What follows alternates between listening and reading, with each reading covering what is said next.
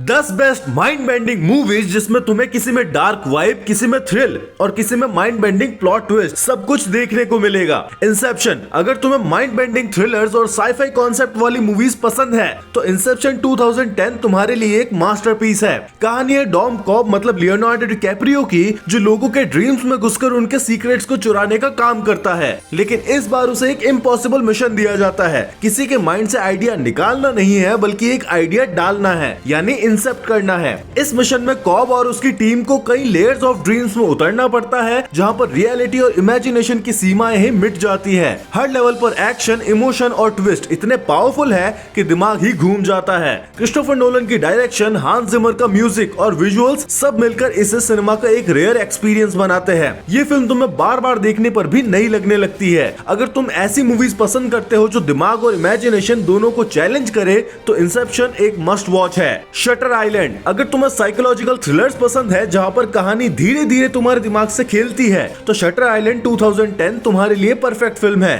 कहानी है US marshal Teddy Daniels, Leonardo DiCaprio की, जो एक रिमोट आइलैंड पर बने मेंटल असाइलम में एक मरीज के गायब हो जाने की जांच करने आता है। शुरुआत में सब कुछ एक नॉर्मल इन्वेस्टिगेशन जैसा लगता है, लेकिन धीरे धीरे जैसे वो गहराई में जाता है चीजें अजीब होने लगती है। लोग सीक्रेट छुपा रहे हैं, हेलुसिनेशन शुरू हो जाती है और रियलिटी खुद सस्पिशियस लगने लगती है। फिल्म का एटमॉस्फेयर डार्क और मिस्टीरियस है। बैकग्राउंड स्कोर डर और टेंशन दोनों को बढ़ाता है। मार्टिन स्कोर्सेसी की डायरेक्शन और डिकैप्रियो की परफॉर्मेंस इसे एक नेक्स्ट लेवल साइकोलॉजिकल एक्सपीरियंस बना देते हैं। सबसे खास बात इसका क्लाइमैक्स ट्विस्ट तुम्हें लिटरली शॉक कर देगा और शायद तुम फिल्म खत्म होने के बाद भी सोचते रह जाओगे कि आखिर सच था क्या। अगर तुम ऐसे थ्रिलर्स पसंद करते हो जो माइंड गेम्स खेलती है तो शटर आइलैंड एक मस्ट वॉच है। द मैट्रिक्स, अगर तुम्हें साईफाई, एक्शन और डीप कॉन्सेप्ट वाली माइंड ब्लोइंग मूवीज पसंद है तो द मैट्रिक्स 1999 तुम्हें बिल्कुल भी मिस नहीं करनी चाहिए। कहानी है थॉमस एंडरसन की, जो दिन में एक नॉर्मल सॉफ्टवेयर इंजीनियर है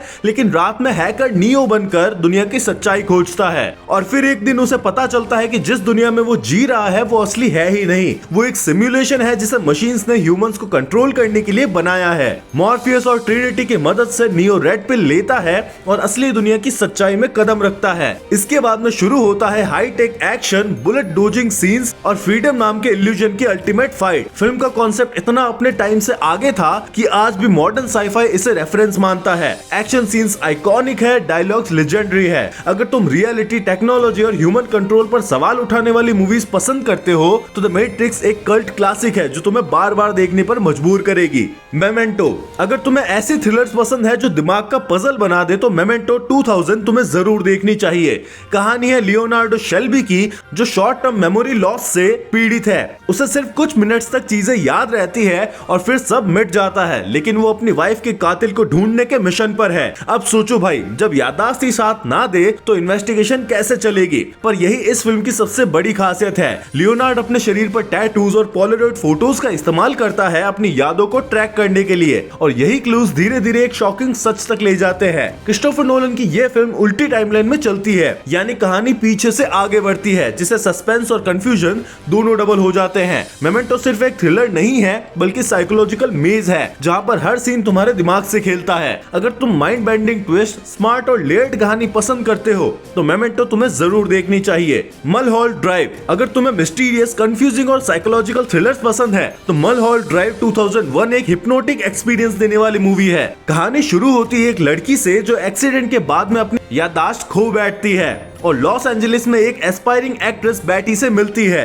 दोनों मिलकर उसकी आइडेंटिटी जानने की कोशिश करते हैं, लेकिन जैसे जैसे कहानी आगे बढ़ती है रियलिटी और इमेजिनेशन की लाइंस धुंधली होने लगती है। डायरेक्टर डेविड लिंच ने इस फिल्म को ऐसा बनाया है कि हर सीन एक ड्रीम की तरह लगता है। कहीं सब कुछ नॉर्मल लगता है और अगले ही पल दुनिया पूरी ही बदल जाती है। ये फिल्म ओपन टू इंटरप्रिटेशन है, यानी हर व्यूअर इसे अलग तरीके से समझता है। नाओमी वॉट्स ने अपने रोल में कमाल की एक्टिंग करी है और बैकग्राउंड म्यूजिक इतना हॉन्टिंग है कि पूरे टाइम एक अनसेटलिंग वाइब से बनी रहती है। अगर तुम्हें ऐसी मूवीज पसंद है जो तुम्हारे दिमाग से खेले और एंडिंग के बाद भी सोचने पर मजबूर करे तो मलहॉल्ड ड्राइव एक सिनेमैटिक मास्टरपीस है। Eternal sunshine of the spotless mind, अगर तुम्हें इमोशनल, डीप और माइंड बेंडिंग रोमांटिक ड्रामा पसंद है तो eternal sunshine of spotless mind 2004 तुम्हें जरूर देखनी चाहिए।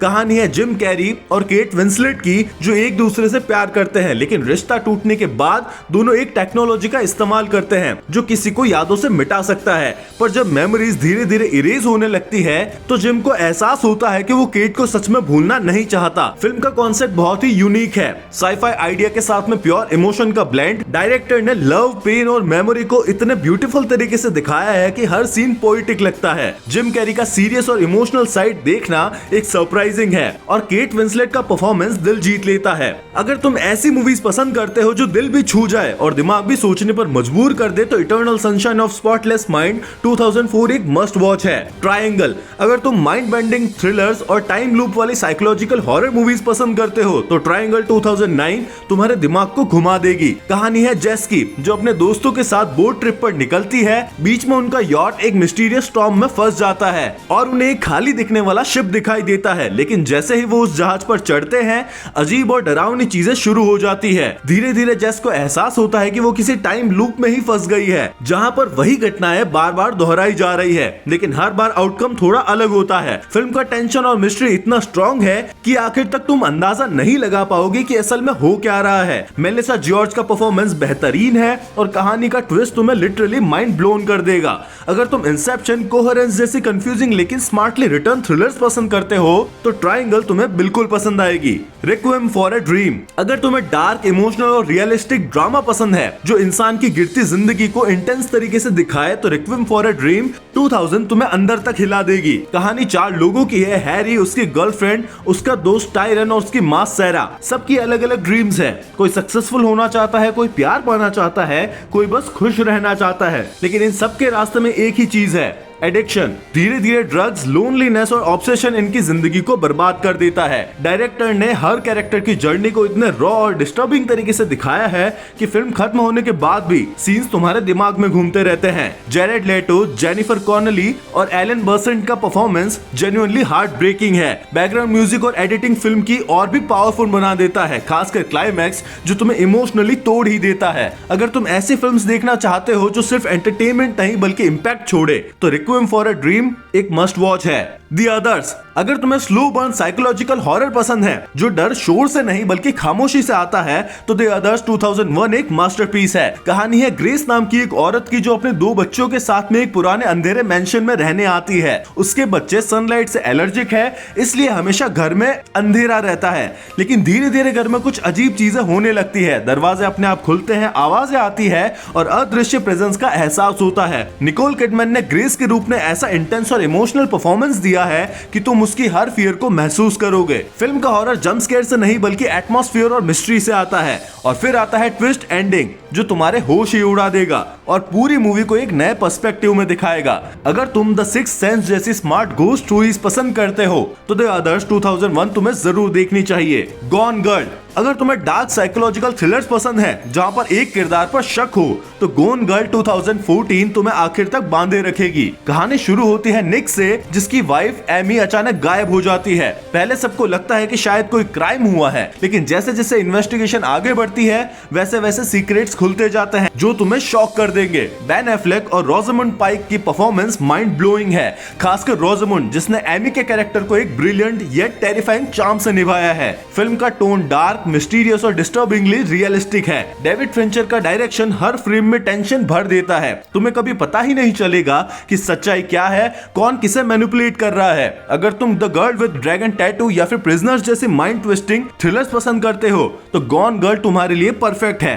ये थी एकदम बेस्ट माइंड बेंडिंग मूवीज। तुमने इनमें से कौन कौन सी मूवीज देखी है और तुम्हारी फेवरेट कौन सी है कमेंट्स में बताओ। वीडियो पसंद आया तो लाइक करो, शेयर करो अपने सिनेफाइल दोस्त के साथ में और सब्सक्राइब करो ऐसे ही मूवीज रिकमेंडेशन के लिए। मिलते हैं अगले वीडियो में, बाय।